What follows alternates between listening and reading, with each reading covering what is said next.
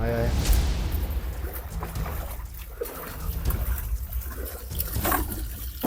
So welcome to RHULANI Insights, full work in progress from our daily maintenance. We are at the entrance of RHULANI at the fish pond. We are together with Willem. Good morning. And with Luca. Morning. Are you fishing, Luca? Did you catch a fish already? Only Willem, did you catch one Only fish? one fish so far. So why are you catching the fishes today? So it's to try, we are busy cleaning the fish pond. So we need to put them inside this container. We're going to completely drain the pond. We're going to spray it out with the pressure cleaner, scrub it with a nice hot brush to get all of the algae off.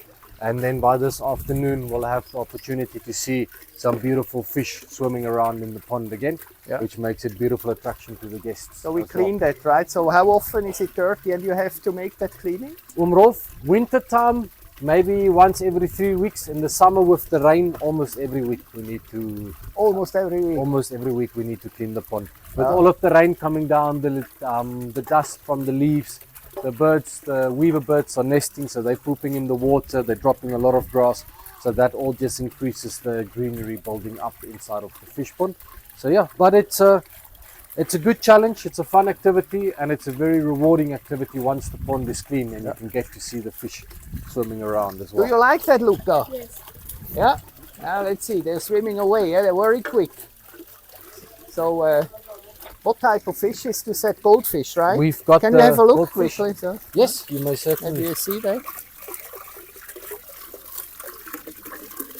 Wow, but that's a big one. We have also goldfishes in Switzerland. I think ours are smaller. So with a goldfish, dependent on the size of the pond, but the bigger the pond, the bigger the fish becomes. The smaller the pond, the smaller the fish stays. Okay, good. Let's continue the work. Good luck, Luca.